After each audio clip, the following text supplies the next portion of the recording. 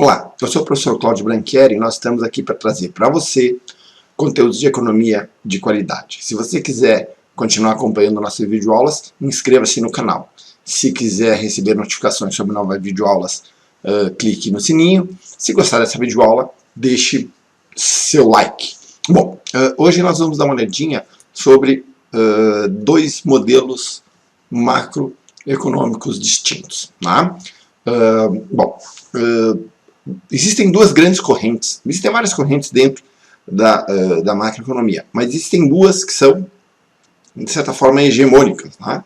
Dentro da teoria macroeconômica, que são as teorias clássicas e a teoria keynesiana. Tá?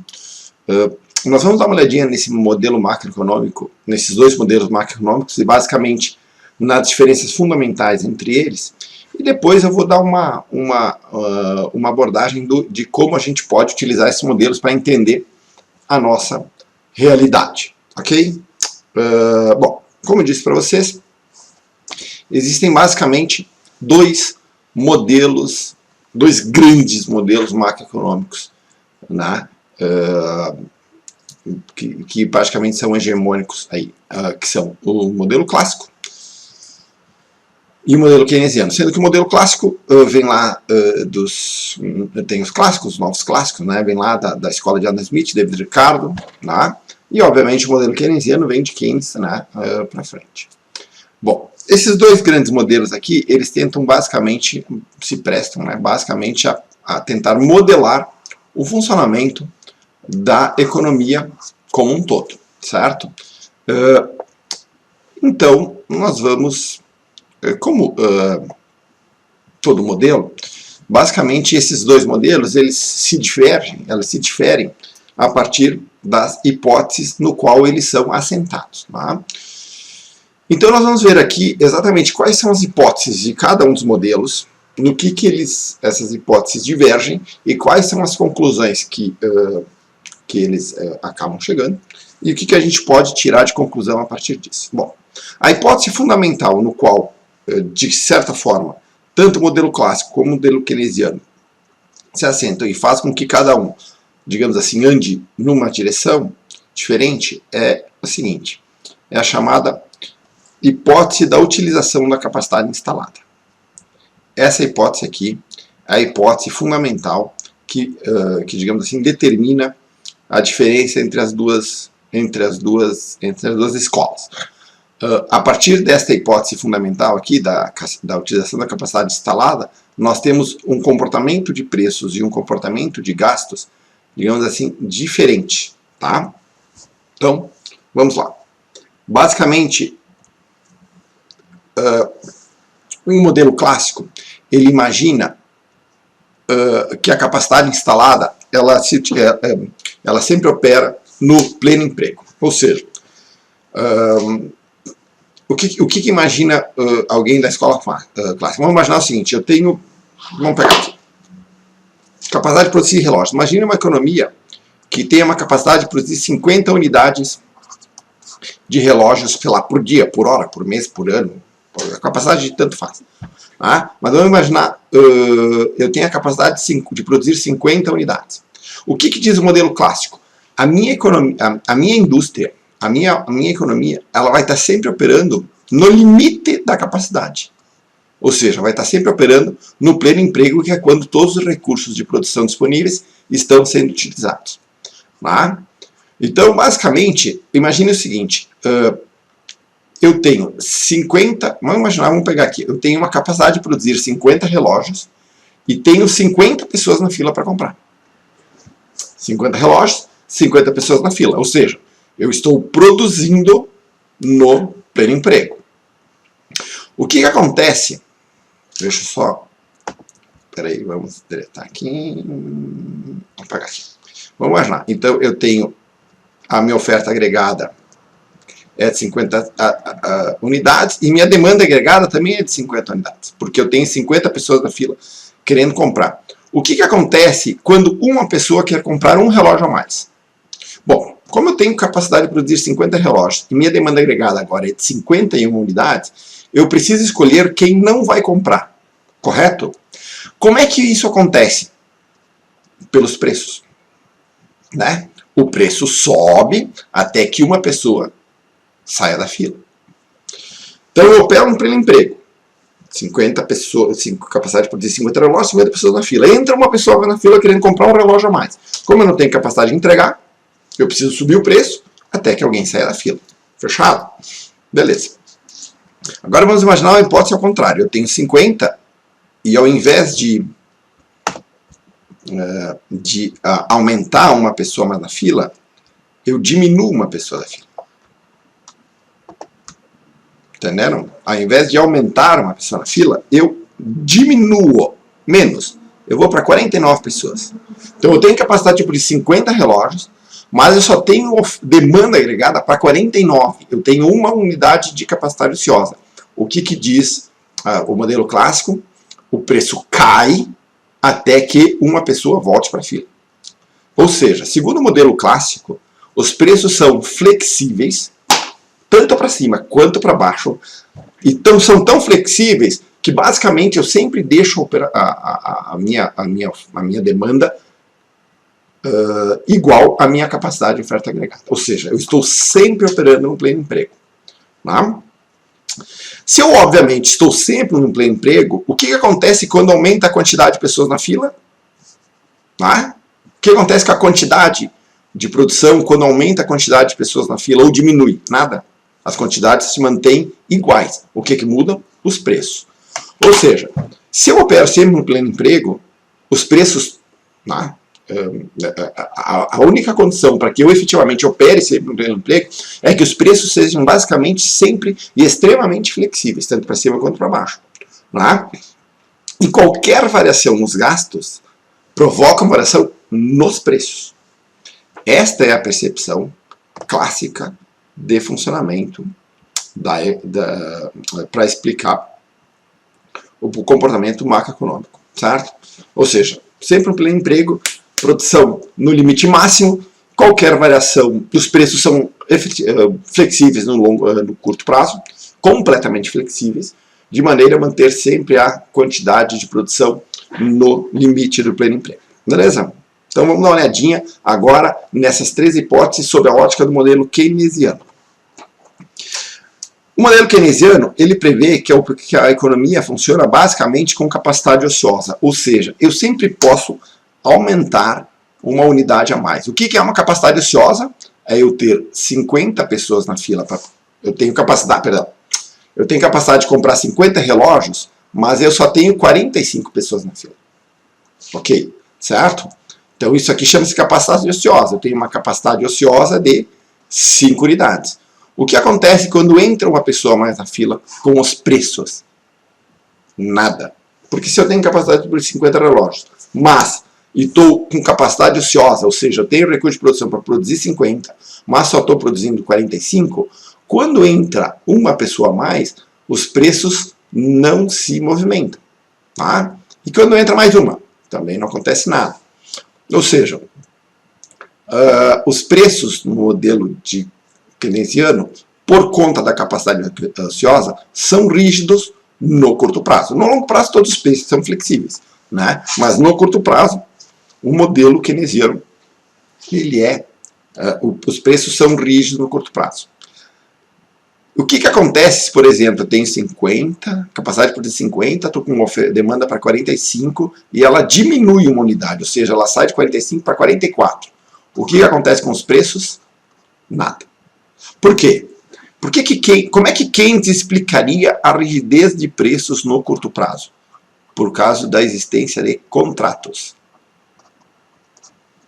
Basicamente, os contratos provocariam uma rigidez nos preços de curto prazo. Quaisquer que sejam, inclusive os contratos de trabalho. Né? Como eu tenho capacidade ociosa e os meus preços são rígidos no curto prazo, qualquer variação nos gastos, ou seja, qualquer aumento no volume de gastos ou redução no volume de gastos, provoca variações nas quantidades, sem que os preços modifiquem. Certo? Então essa basicamente é a diferença. Modelo de pleno emprego, segundo o modelo clássico, com preços que flutuam para cima e para baixo, de maneira a manter sempre a capacidade de oferta a demanda é igual à minha capacidade de oferta, né? E, portanto, como eu opero sempre no limite do pleno emprego, eu vou sempre ter uma quantidade definida, só preços variando para cima e para baixo. Já o modelo keynesiano pressupõe capacidade ociosa, ou seja, qualquer variação nos gastos provoca um aumento ou não da quantidade, certo? Sem que isso afete os preços, e sim apenas as quantidades, tá? Certo? Beleza. Eu vou pular eu tenho um slide em branco aqui, antes de nós voltarmos aqui, eu quero vir aqui. Vamos lá. Então, olha só. Vamos imaginar o seguinte, oferta agregada. Vamos botar aqui, pleno emprego. Tá seco. Vamos lá, deixa eu apagar aqui. Apagar tudo. Vamos imaginar aqui. Vamos lá. Pleno emprego. Oferta agregada, demanda agregada. Vamos imaginar que meu pleno emprego seja de 50 unidades. 50, 50, 50. Período 1, 2, 3, 4. E vamos botar aqui o período 5, 50 unidades. Vamos imaginar que minha demanda seja de 45 unidades. Isso aqui é minha oferta, esse aqui é o meu PIB, minha máquina nós chamamos de PIB potencial. Ou seja, eu poderia produzir 50, mas eu tenho 45 pessoas na fila. Qual é meu PIB real? 45 unidades. Qual é que é a minha produção? 45 unidades. Vocês se lembram? Oferta agregada igual a demanda agregada. Se lembram? A minha demanda aumenta para 46 unidades. O que acontece com o meu PIB? 46. Perdão. Minha demanda aumenta para 1 unidade. Ou seja, eu compro uma unidade de relógio a mais. Né? Eu compro uma unidade de relógio a mais. Mais uma. O meu PIB real aumenta 1 unidade. A minha oferta agregada aumenta 1 unidade. Nesse caso, mas o meu PIB, o pleno emprego continua, né, o meu PIB potencial continua igual. Ou seja, existe uma diferença entre PIB de pleno emprego, que é esse aqui, e o meu PIB real, que é esse aqui, onde a oferta e a demanda são iguais. Tá? Só para nós, digamos assim, alinhar bem esses conceitos. Tá? Vamos voltar lá para o slide anterior. Né? Vamos voltar aqui. Nós estávamos aqui. Né? Então, o que eu tenho?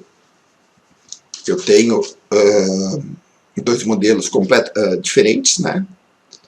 Dois empregos diferentes, dois modelos diferentes.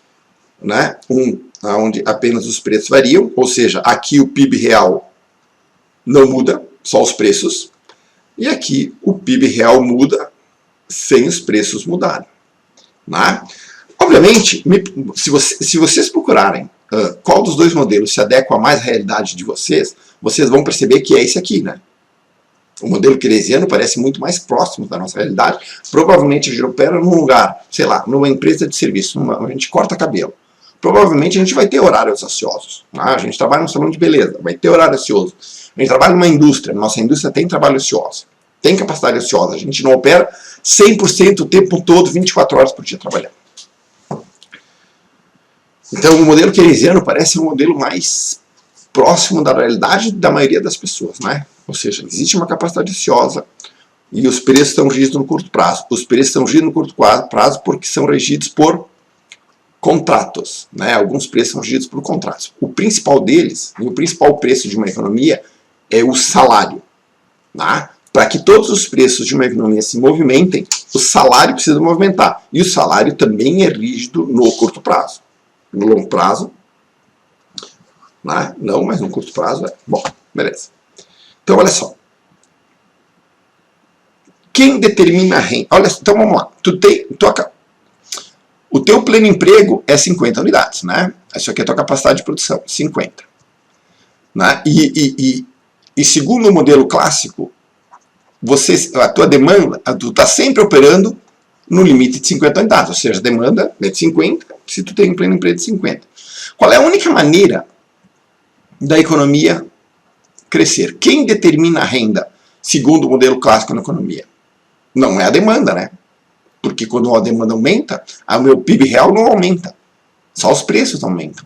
Tá? Ou seja, quem determina a renda, segundo o modelo clássico, é a oferta agregada. Tá? Então, portanto, você precisa, né, digamos assim, se concentrar na oferta. Por quê? Porque a única maneira de minha demanda crescer é com que minha oferta cresça.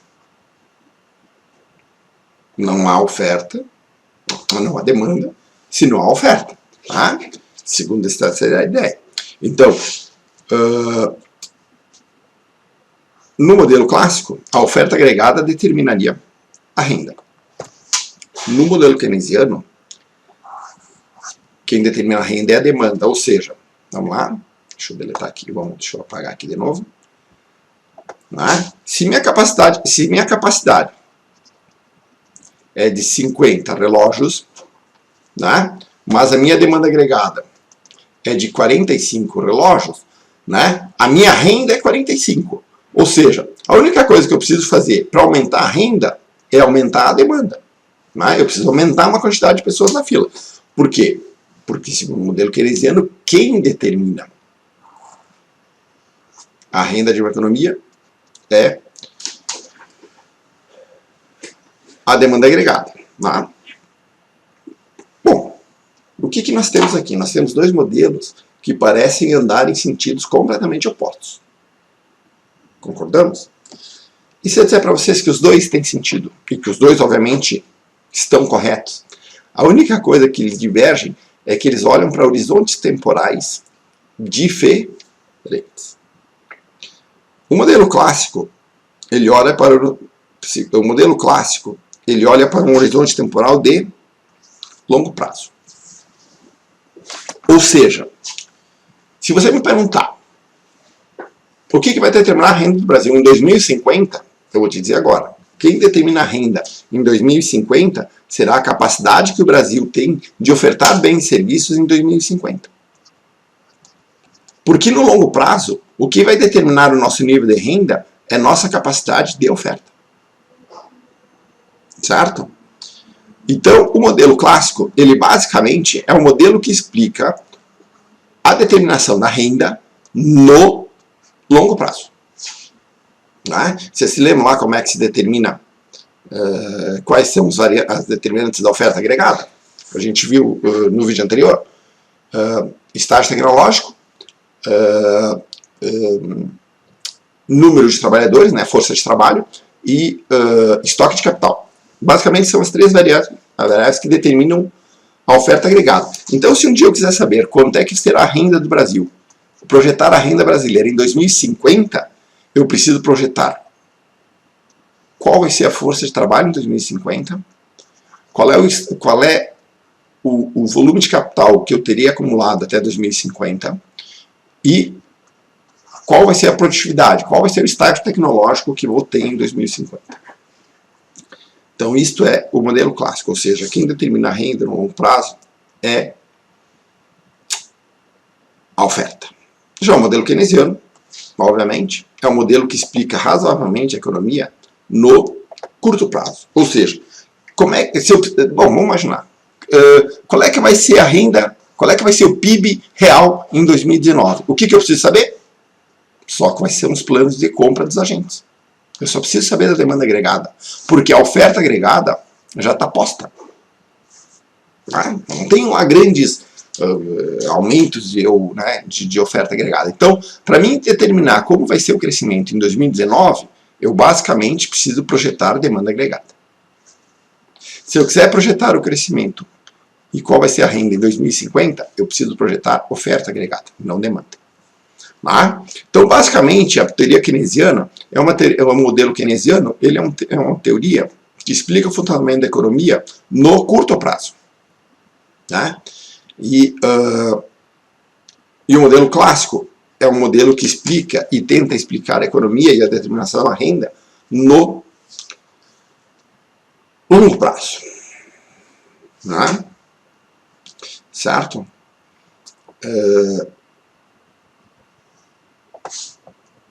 O que nós temos aqui? Vamos imaginar o seguinte, ó. Vamos botar aqui. Meu Deus do céu. Deixa eu deletar de novo. Apagar todas. Vamos imaginar aqui. PIB, tempo. Oferta agregada. Isso aqui eu vou botar a quantidade, tá? E demanda agregada.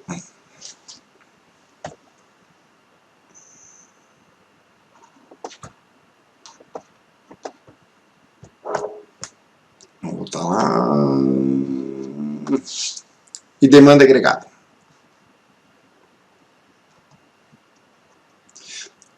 Vocês estão vendo aqui que aqui eu tenho um ritmo de crescimento da oferta agregada, né?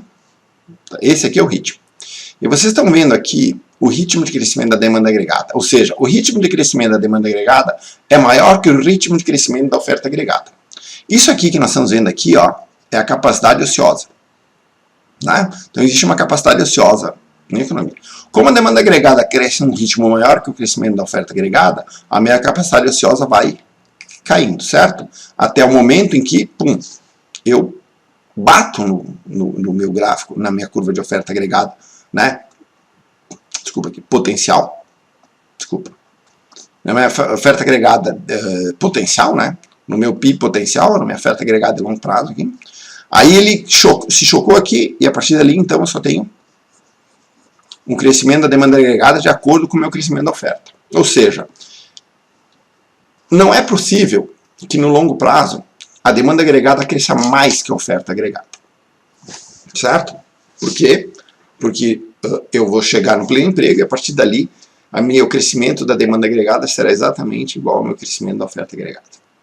Não é? Beleza, então vamos lá. Agora vamos criar um outro gráfico aqui e vamos fazer uma coisa diferente. Né? Aqui nós temos a quantidade, né, que é PIB real, e aqui nós temos tempo. Tá? Vamos imaginar um crescimento. Desculpa, deixa eu ver. Borracha.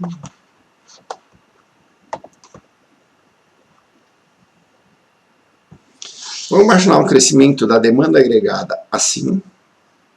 Isso aqui é a demanda agregada. E um crescimento da oferta agregada assim. É possível que isso aconteça? Só para avisar. Isso aqui é igual a 1929. Tá? Só para... Vamos... Aqui nós temos um aumento da capacidade ociosa, porque a oferta agregada cresce num ritmo superior à da demanda agregada. É possível que isso aconteça hoje, no cenário atual? Não. Não, por quê? Porque a oferta só aumenta se houver demanda. As empresas não investem quando a demanda não está acontecendo. A não ser que, obviamente, eu tenha, veja bem, a não ser que eu tenha uma intervenção estatal, um incentivo de investimentos deslocados da realidade que aumentem essa capacidade ociosa. Senão, é pouco provável que isso aconteça. Né? Então, a demanda agregada não pode ser maior que a oferta agregada a longo prazo. O crescimento, né? Por quê? Porque eu bato no emprego e o gráfico anterior. A oferta agregada provavelmente não será maior que a demanda agregada, porque não tem sentido aumentar a capacidade ociosa indefinidamente. Portanto, no longo prazo, a única maneira de ter crescimento sustentável no longo prazo é que a oferta agregada seja igual, o crescimento da oferta agregada seja igual ao crescimento da demanda agregada. Certo? Então, nós teríamos um cenário, vamos lá, nós teríamos um cenário onde, né, a oferta agregada está aqui, a demanda agregada está aqui, crescendo basicamente na mesma taxa, mantendo basicamente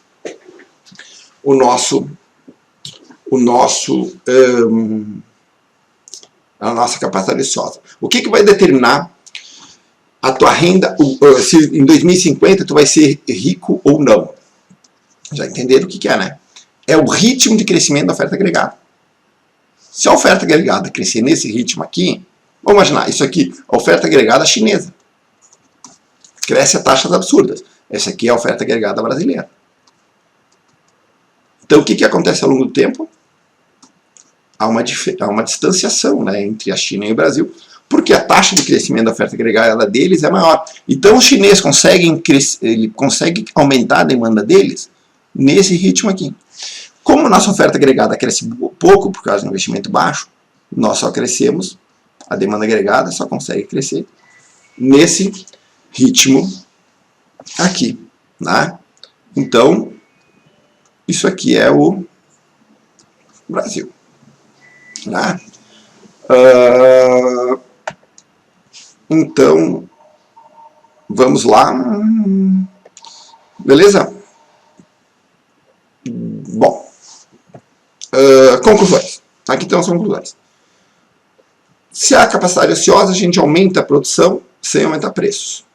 Caso o recurso de produção esteja a pleno emprego, eu aumento preços sem, contudo, aumentar a quantidade, a produção, né, a renda, ou o PIB. A demanda agregada afeta o crescimento econômico apenas no curto prazo. E no longo prazo, o ritmo de crescimento econômico depende basicamente do crescimento da oferta agregada, certo? Que depende basicamente da taxa de investimento, a gente vai ver isso na próxima aula. Bom, beleza. E o último conceito, para aproveitando que a gente já está aqui, é um conceito entre vazamentos e injeções. Para isso, vamos imaginar aqui uma pia, tá? Isso aqui é uma pia, aqui nós temos uma torneira, jogando água para dentro, ok? Basicamente, o nível de água é o PIB, ou a renda, certo? Basicamente, o nível de água é a renda. Então, aqui eu tenho o ralo, né? Onde a água escorre, e aqui a torneira que joga água para dentro.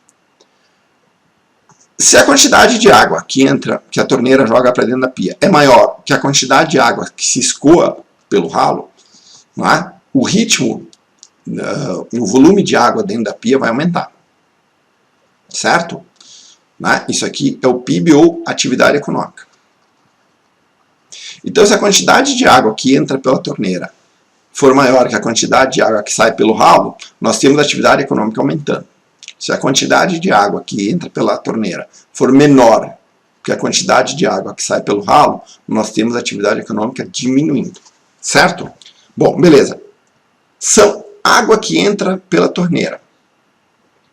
Investimento, gastos do governo e exportação. Água que sai pelo ralo. Poupança, tributos e importação. Poupança, tributos e importação nós chamamos de vazamentos. Aqui. Investimentos, gastos públicos e exportação nós chamamos de injeções. Quando as injeções são maiores que os vazamentos, o nível da atividade econômica aumenta. Portanto, há crescimento econômico.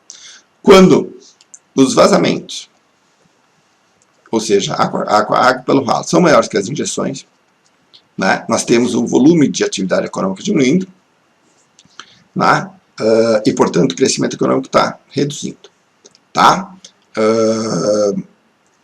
Basicamente é isso. Certo? Então, essa é o conceito de vazamento e injeção. São considerados vazamentos. Poupança, tributos e importações. Isoladamente. Não façam uma análise macroeconômica, não. Isoladamente. A poupança é um vazamento, os tributos são um vazamento, as importações são um vazamento. Se eu pego a poupança, se eu pegar dinheiro e guardar dentro do colchão, certo? Isso é um vazamento. O nível de atividade econômica cai. Se eu pegar o dinheiro, poupar, que é a poupança, e fazer investimento, aí eu tenho um vazamento pela poupança e uma injeção pelo investimento. Né? Então, só para isoladamente, poupança, tributos e importação é vazamento, investimento, gasto público e exportação são consideradas injeções. Fechado? Então tá bom. Só para... Vamos voltar ali, eu sempre esqueço aqui, ó. A condição de equilíbrio é um vazamento de coesão ao quadro do vazamento. Tá aqui, quando os vazamentos são maiores que a injeção, a renda nacional está caindo. Quando é uma igualdade em equilíbrio estacionário. E quando os vazamentos são menores que as injeções, a renda nacional está aumentando. Certo? Então, beleza. Ufa. Então, era isso. Espero que vocês tenham gostado. Né? Nosso objetivo aqui também é fazer o vídeo o quanto mais curto possível. Às vezes as matérias e as disciplinas são um pouquinho, né, mais longas e extensas, né? E a gente tenta compilar no menor tempo possível essas explicações. Eu estou deixando aqui do lado 2 vídeos, né, para vocês darem uma olhada, um de de oferta e demanda agregada e outro sobre cálculo de PIB. Não se esqueça de se inscrever aqui embaixo no canal para prestigiar o nosso canal. Agradeço a companhia de vocês e até a próxima videoaula.